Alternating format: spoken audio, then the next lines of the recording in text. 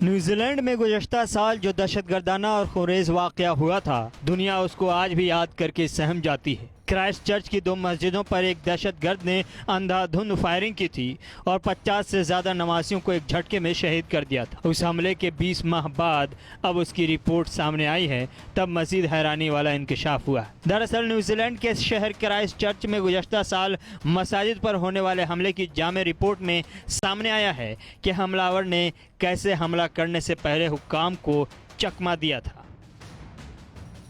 15 مارچ 2019 کو پیش آنے والے اس حملے میں 51 مسلمان شہری شہید ہو گئے تھے۔ نیوزی لینڈ کے رائل کمیشن کی جانب سے 800 صفحات پر مشتمل جاری کردہ رپورٹ میں سامنے آیا ہے کہ حملہ آور برینٹن ٹرینٹ نے حملہ کرنے سے قبل اپنا منصوبہ کسی پر ظاہر ہی نہیں کیا تھا۔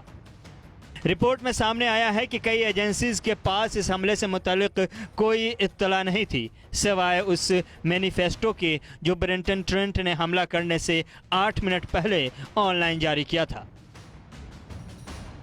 ایجنسیز کے پاس رد عمل کے لیے وقت کم تھا۔ رپورٹ میں پولیس کے اسلحے کی ویٹنگ کے نظام کی ناکامی کو بھی اجاگر کر دیا گیا ہے، اور اس کے مطابق نیوزی لینڈ پولیس کی تمام تر توجہ اسلامی شدت پسندی پر مرکوز تھی، جبکہ سفید فام شدت پسندی کو مکمل طور پر نظر انداز کر دیا گیا۔ رپورٹ میں شامل 44 تجاویز میں ایک نئی انٹیلیجنس ایجنسی کے قیام کی بھی سفارش کی گئی ہے۔ نیوزی لینڈ کے وزیر اعظم جسنڈا آرڈن کا کہنا ہے کہ ان کی حکومت نے اس رپورٹ کی تمام سفارشات پر عمل کرنے پر اتفاق کر لیا ہے، اور ساتھ ہی ساتھ انہوں نے اپنی ایجنسی کی ناکامی پر معافی بھی مانگ لی ہے۔ Set up the inquiry, I said I wanted no stone left unturned to find out how the March 15 attack happened, what could have been done to stop it, and how we can keep New Zealanders safe. Today we have answers on the matters of how the attack occurred and what could have been done to stop it. The Commission found no failures within any government agencies that would have allowed the terrorist planning and preparation to be detected. But they did identify many lessons to be learnt and significant areas that require change. For many years, the Muslim community has raised concerns over the disproportionate scrutiny by security and intelligence agencies.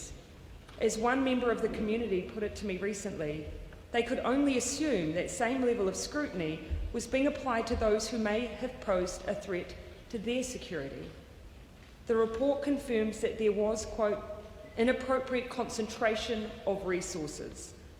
The report specifically notes that before 2018, the concentration of resources was not based on an informed assessment of the threats of terrorism associated with other ideologies.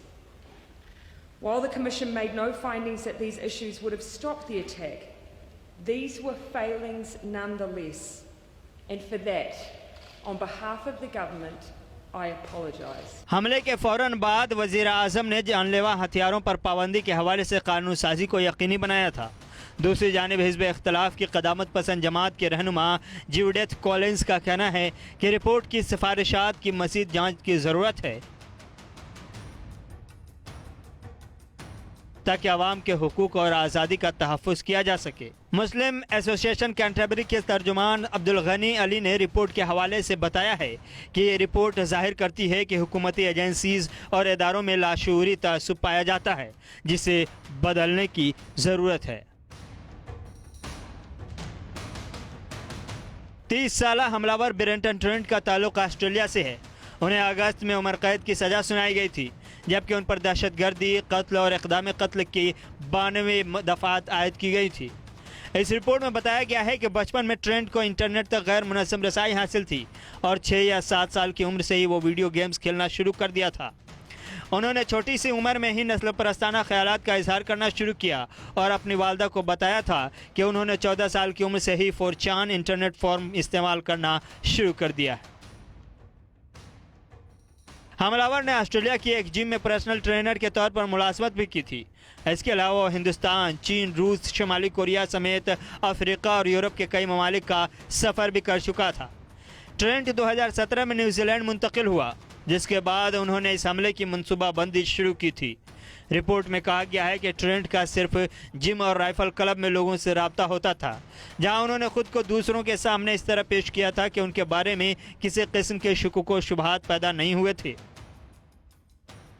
Trent ने तफ्तीशकारों को बताया था कि अगरचे वो 4chan और 8chan जैसी वेबसाइटों पर इंतहाई दाएं बाजू के मुबाहिसों में हिस्सा लेते थे, लेकिन उन्होंने यूट्यूब को मालूमात का एक बहुत ही ज़्यादा अहम ज़रिया पाया। यही वजह है कि वज़ीर आज़म जसिंडा आर्डर्न ने कहा कि उन्होंने यूट्यूब की इंतज़ामिया से बराह रास्त बात करने का इरादा किया है कि हमलावर यूट्यूब वीडियोज़ से मुतासिर कैसे हुआ। लेकिन इन तमाम चीज़ों के बीच एक बात जो सबसे पहले निकल कर आती है वो ये कि न्यूजीलैंड, जिसके बारे में आम तौर पर यह ख्याल किया जाता था कि वहाँ मुनसिफाना अंदाज में सिक्योरिटी एहलकार अपनी जिम्मेदारियाँ निभाते होंगे, लेकिन न्यूजीलैंड पुलिस की तमाम तर तवज्जो इस्लामी शिद्दत पसंदी पर मरकूज थी, जिसकी वजह से सफ़ेद फार्म शिद्दत पसंदी को नज़रअंदाज किया गया और नतीजे में 51 मुसलमानों को शहीद होना पड़ा। ये एक बड़ा सच है जिससे इनकार नहीं किया जा सकता।